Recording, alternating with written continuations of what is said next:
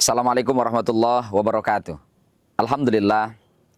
Salatu wassalamu ala rasulillah. Asyhadu an la ilaha illallah wa asyhadu anna sayyidina Muhammadan abduhu wa rasuluh. Allahumma salli wa sallim ala sayyidina Muhammad wa ala alihi wa ashabihi ajma'in. Qala Allah Ta'ala fi kitabihil karim. A'udzu billahi minasyaitonir rajim. Bismillahirrahmanirrahim. Wa ma arsalnaka illa rahmatan lil alamin. Shadaqallahul azim. Pemirsa sahabat dakwah bil hikmah yang dirahmati Allah Subhanahu wa taala. Kita kembali bersyukur kepada Allah pada suasana yang membahagiakan dan menyenangkan ini. Mudah-mudahan semua nikmat yang Allah berikan kepada kita semua, kita syukuri, kita nikmati, sehingga apa yang kita terima hari ini, kita sadari bahwa kita sebagai hamba dan Allah sebagai pemberi. Ketika kita diberi, maka kita rasakan nikmat itu banyak sekali. Ketika kita sebagai pemberi, maka rasakan baru sedikit memberi. Pemirsa yang dirahmati Allah Subhanahu wa taala, selanjutnya bersolawat kita kepada Habibinal Karim Muhammad sallallahu alaihi wasallam sebagai uswah teladan kita semua, sehingga apapun yang menjadi ucapan, apapun yang menjadi perilaku, termasuk apapun yang menjadi ketetapan beliau, ini menjadi kesunahan.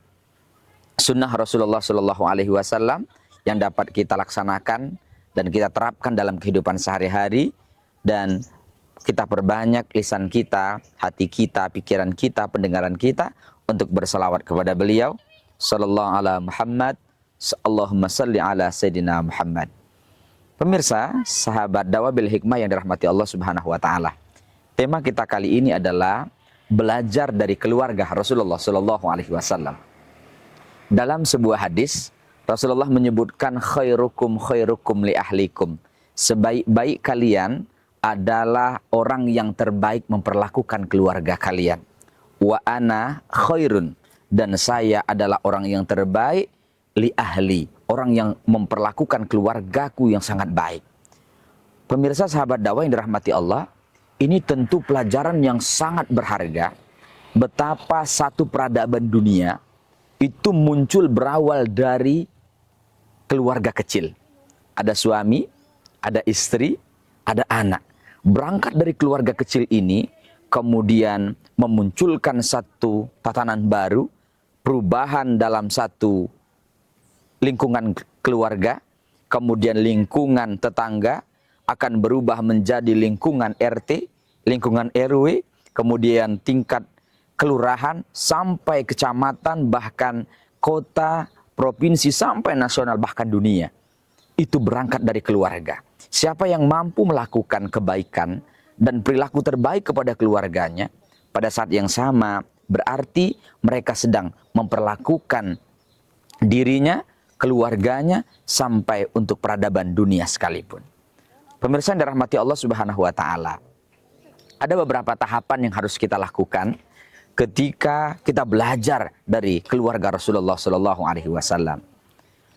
Dari nama Muhammad Sallallahu Alaihi Wasallam mencintai seorang Khadijah, Khadijatul Kubra, sebagai seorang perempuan yang kaya raya, kemudian sangat dermawan, perempuan yang tangguh, perempuan yang juga jutawan, perempuan yang juga sebagai orang yang dipercaya pada masyarakat waktu itu, ternyata sudah memiliki posisi yang sangat tinggi. Oleh karena itu, sosok Khadijah ini adalah harus dimiliki oleh ibu-ibu masing-masing keluarga. Baik keseluruhan tentu memang sulit, tapi minimal satu atau dua karakter dari Khadijah.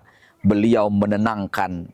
Beliau Sayyidatul Khadijah itu adalah sosok ibu yang sangat setia, sosok ibu yang penuh dengan kelembutan, sosok ibu yang penuh dengan kasih sayang, bahkan dukungan full untuk sang suami. Rasulullah tidak akan pernah sukses mencapai puncak kalau tidak didukung oleh seorang Sayyidatul Khadijah. Pemirsa sahabat dakwah yang dirahmati Allah Subhanahu wa taala, maka tahapan pertama yang harus kita lakukan dalam rangka membangun keluarga, ya apa yang disebut dengan lita'arafu. Mari kita saling mengenal. Suami dan istri tentu memiliki karakter yang berbeda. Tidak ada manusia yang sempurna Walaupun Muhammad sangat sempurna, Khadijah juga sangat sempurna. Kesempurnaan saling melengkapi satu sama lain. Namun demikian, tetaplah ada kelemahan dari satu atau dua aspek. Oleh karena itu, pelajaran pertama, mari kita mengenal siapa menjadi lawan kita, pendamping kita. Bagi sang suami mengenal istrinya, selain dia mengenal dirinya secara baik, mulai kita pahami diri kita masing-masing.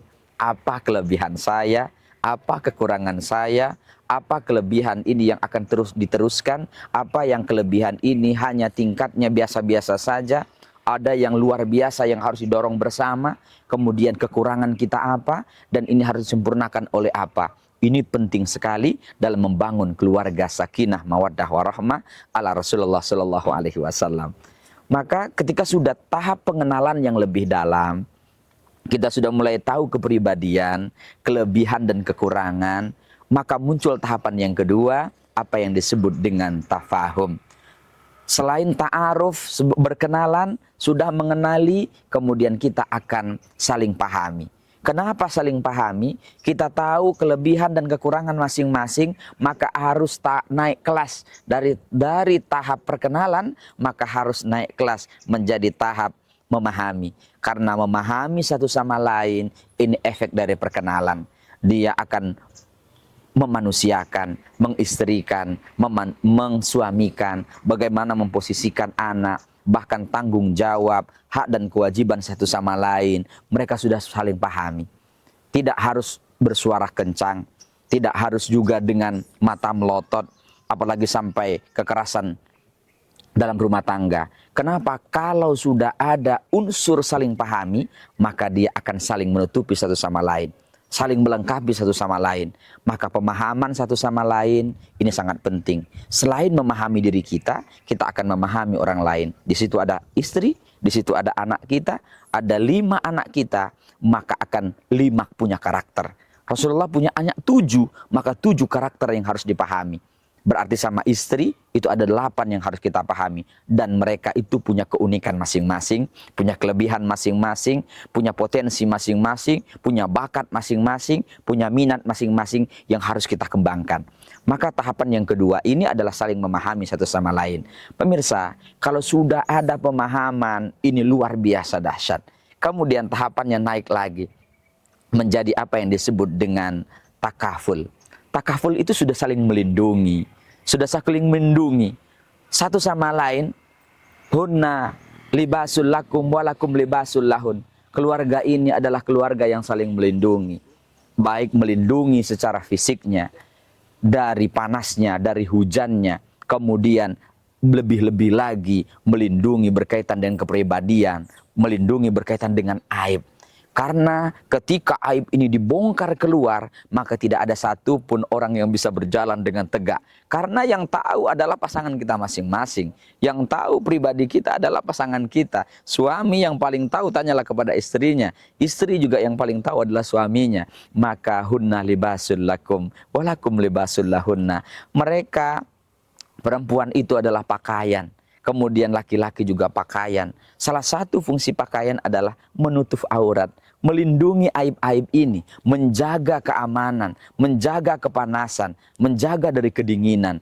Maka kalau sudah ada posisi yang sudah saling takaful, saling melindungi, kemudian menjaga harkat martabat, sehingga tidak akan ada lagi kekerasan, tidak akan ada lagi pembunuhan di rumah tangga, tidak akan ada lagi yang bunuh diri. Kenapa? Sudah naik kelas, sudah saling melindungi. Apapun karakter-karakter kecil. Maka dalam rumah tangga, misalnya Rasulullah SAW dalam rangka melindungi, dia Rasulullah juga harus bekerja sebagai seorang laki-laki. Kemudian Khadijah walaupun yang kaya raya, dia tetap membolehkan suaminya yang bekerja. Ini adalah bagian dari penting dalam rangka menjaga harkat dan martabat keluarga. Pemirsa, sahabat dakwah yang dirahmati Allah Subhanahu wa taala. Yang terakhir, apa yang disebut dengan ta'awun. Ta'awun itu adalah sudah saling tolong-menolong. Kalau sudah begitu, maka tidak ada lagi perempuan misalnya, wanita tugasnya ini, kemudian harus kasur, dapur, sumur, istilah yang lama begitu, sudah tidak akan muncul lagi. Maka yang akan muncul semua bekerja secara bersama.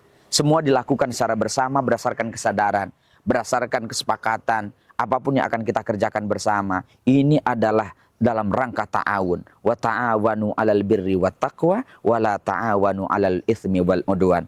Bahkan yang terbesar dari kita, bayangkan, wa min ayatihi an khalaqalakum min anfusikum azwaja litaskunu ilaiha. Jadi ternyata ayat ini diawali dari wa min ayatihi, dan dari tanda-tanda, sebagai tanda-tanda darinya, maksudnya dari Allah, berarti kita akan bisa nyaman, kita akan bisa sakinah, mawaddah, warahmah ketika kita menghubungkan hubungan dekat dengan Tuhan, dekat dengan Allah Subhanahu wa taala. Maka jadikan kita saling tolong menolong untuk tidak hanya bahagia dunia, tapi juga bahagia di akhirat. Dunia kita bahagia, akhirat abadi akan kita bersama-sama, baik bersama anak, bersama istri, bersama mertua, bahkan kepada orang tua kita, adik beradik. Kenapa ini penting? Karena dalam rangka ta'awun, tolong menolong, menolong apapun dalam suasana apapun, ini menjadi penting untuk kita bangun dalam suasana berkeluarga, belajar dari Rasulullah Shallallahu Alaihi Wasallam. Maka kita temukan dalam banyak sejarah, dalam banyak hadis, bahwa Rasulullah itu memeras minumannya sendiri, bahkan memasak makanannya sendiri, bahkan dia menyiapkan makanan untuk anak dan istrinya. Kemudian begitu sebaliknya, Khadijah pun melakukan aktivitas-aktivitas yang seharusnya dilakukan oleh Rasulullah, tapi diambil alih oleh Khadijah. Artinya ini tidak kaku. Keluarga ini dalam rangka wa ta'awanu 'alal birri wat taqwa wa la ta'awanu 'alal itsmi wal 'udwan. Kita tolong menolong dalam rangka mendekatkan diri kepada Allah dan menjauhkan diri dari perbuatan dosa dan kemaksiatan, sehingga ini menjadi motivasi kita. Dan tentu keluarga ini berangkat dari keluarga yang berdasarkan karena Allah, saling mencintai karena Allah, berpisah pun karena Allah. Sehingga Khadijah wafat itu sedih sekali Rasulullah, karena kenangan yang demikian banyak, kenangan indah demikian banyak, sehingga tidak ada celah untuk saling mencela, untuk saling membenci, apalagi dendam satu sama lain. Demikian yang dapat kita sampaikan pada kesempatan kali ini. Mudah-mudahan bermanfaat. Aqulu qouli hadza nastaghfirullahal azim. Ihdinas siratal mustaqim. Wallahul muwaffiq ila aqwamit thoriq. Wassalamualaikum warahmatullahi wabarakatuh.